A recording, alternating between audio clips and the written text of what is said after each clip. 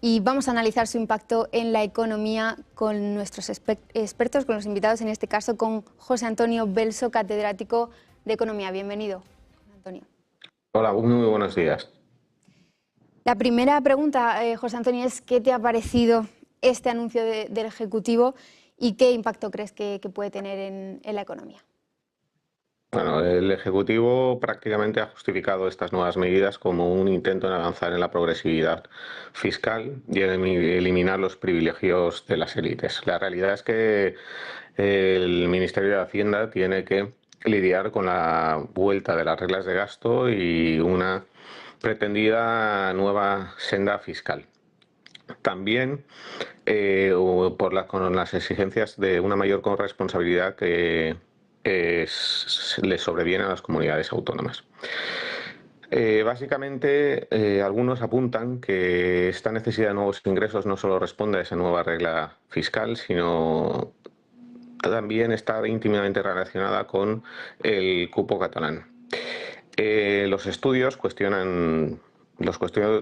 directamente cuestionan esto, porque en teoría no debería haber necesidad para una subida fiscal, pues las necesidades derivadas de la entrada en marcha del cupo catalán podrían ser financiadas con la inercia que tienen los ingresos, que han aumentado en unos 11.500 millones, mientras que el cupo catalán FEDEA lo está cifrando en unos 13.200 millones. Pero tampoco podemos, siendo rigurosos, tampoco podríamos olvidar que también el gobierno se enfrenta con la necesidad de paliar la caída en la aportación catalana, que siguiendo también las estimaciones de FEDEA, las cifra en torno a unos 6.600 millones de euros o hasta unos 13.200. Y además los 16.000 que necesitaría repartir en el fondo interregional para hacer frente a las necesidades que tienen las restantes comunidades autónomas y sus reclamaciones de una mayor equidad. Solamente las comunidades más necesitadas necesitan del orden de los 3.200 millones de euros. El gobierno les ha ofrecido a cambio prácticamente doblar la actual aportación al fondo interregional, que actualmente está ligeramente por debajo de los 500 millones, y acercarlo a los 1.000 millones. Sin embargo, a tenor de los números que acabo de decir, eso es totalmente insuficiente y al final lo que va a redundar es una mayor asimetría regional, como ya están apuntando muchos desde los presidentes de las comunidades autónomas, incluidos los socialistas. Y bueno, nos vamos a enfrentar a una subida necesaria ante la imposibilidad o el no deseo de realizar recortes presupuestarios. Estas medidas se suman a las que ya han mencionado meses anteriores. Me refiero a la Golden Visa, que también fue muy comentada. Esa eliminación, ¿qué crees que puede provocar en la economía de cara a atraer a nuevos inversores o capital aquí en España? La Golden Visa es una herramienta que puso en marcha el gobierno de Mariano Rajoy y que lo único que pretendía es, digamos, un acceso acelerado a la residencia y a un permiso de trabajo a cambio de realizar una inversión de unos 500.000 euros por parte de esos nuevos residentes o aspirantes a residentes. En teoría era un motor de atracción de inversión exterior, y el gobierno lo que va apuesta es por una modificación, eliminando la inversión inmobiliaria como una de las posibilidades para los no residentes de obtener ese permiso de trabajo. Lo limita, digamos, a inversiones en activos financieros superiores a 1 millón de euros, en deuda pública superiores a 2 millones de euros con una estabilidad de 5 años o a la existencia de proyectos empresariales de impacto en términos de crecimiento económico o de generación de empleo. A mi juicio se trata de una medida relativamente efectista en lo que respecta al mercado inmobiliario, ya que de las 88.000 operaciones que constataron los registradores que se realizaron, creo, en el 2022, solo 3.800 estaban sometidas a la cuestión de la Golden Visa. Además, el precio medio de una vivienda en España ronda entre los 108.000 o 200.000 euros, con lo cual la mayoría de las viviendas que se han adquirido con la Golden Visa quedan fuera de ese rango. Quizás en algunas reuniones, en algunas ciudades como Madrid, Barcelona, Málaga, Alicante, sí pudiera tener una cierta repercusión, pero en lo general es poco. Sin embargo, sí que resulta interesante esta actuación por la que apuesta el Gobierno en la cuestión de lucha contra el fraude y el blanqueo de capitales. Si uno echa una ojeada a quiénes han sido los principales tenedores de estas Golden Visa o los que han utilizado esta Golden Visa, prácticamente el 75% son nuevos residentes de nacionalidad china y rusa. Y entonces eso puede ser una buena herramienta para controlar las posibilidades de fraude y blanqueo de dinero. No obstante, debemos ser cuidadosos y vigilantes ante el posible efecto que pueda tener sobre la inversión extranjera. Ujú. Voy a seguir, José Antonio, con el impuesto a las grandes fortunas, que se suma también a estas alzas fiscales a los más ricos que anunciaba Pedro Sánchez hace apenas unos días. ¿Qué balance haces de su implantación ya en nuestro tejido empresarial?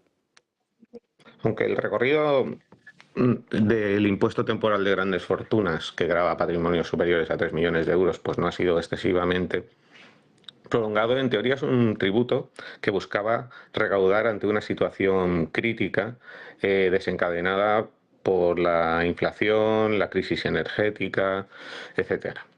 En parte, si somos, digamos, un poco, digamos,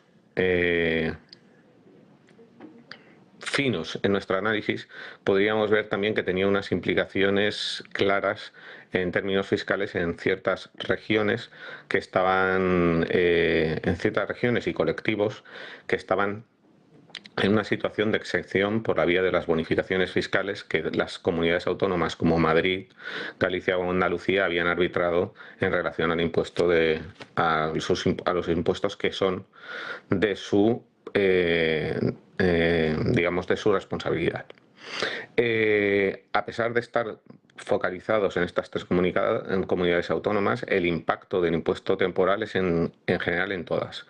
Ahora lo que ha apostado el Gobierno es por estabilizar el tributo y escalarlo. Digamos, ahora establece un gravamen de 1,7% entre 3 y 5,3 millones de euros, 2,1% entre 5,3 y 10,6 millones de euros y el 3,5% para patrimonios por encima de los 10,6 millones de euros.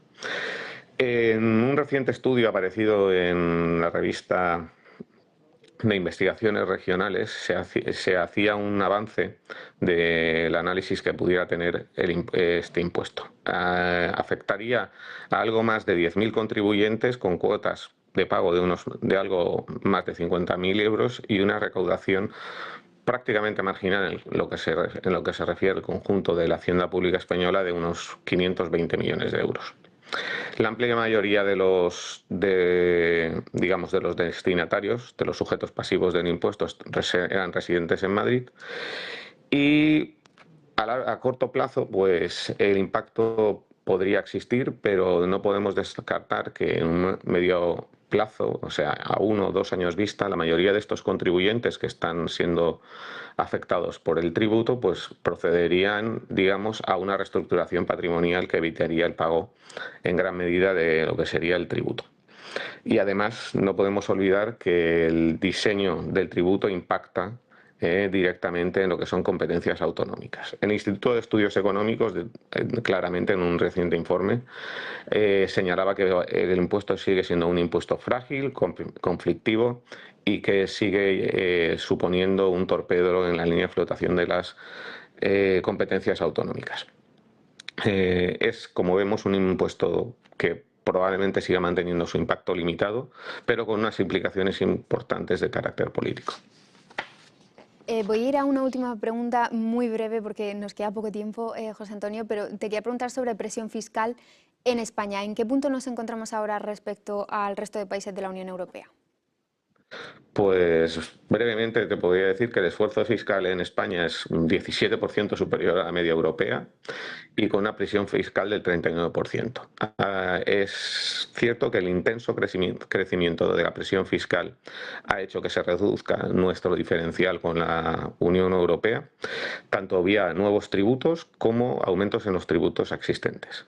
Además, tenemos una cuestión muy importante como son las cotizaciones sociales, que hoy en día suponen el 25% de la recaudación, frente al 17% en el resto de países europeos, y el impuesto de sociedades, que en España supone el 32% frente al 25% en países europeos. Y además somos el segundo país que lastra más al patrimonio en comparación con Italia. La Tax Foundation recientemente acaba de decir que perdemos posiciones claramente en competitividad fiscal, que somos un país cada vez menos atractivo para la inversión exterior y además el diseño de los impuestos y los cambios que han habido tienen efectos inmediatos sobre el ahorro y la inversión de los residentes, no solo de los no residentes, sino también de los residentes. Y además las cotizaciones sociales, las alzas que han habido están afectando a la liquidez que tienen los residentes vía salarial y por tanto un impacto claro a medio plazo en el consumo. Pues los datos hablan por sí solos, parece. Muchísimas gracias, José Antonio, por tu análisis. Estaremos pendientes de todas estas medidas fiscales anunciadas y lo retomaremos sin duda. Muchas gracias. Encantado y a vuestra disposición. Y ahora unos segundos a publicidad y enseguida volvemos aquí.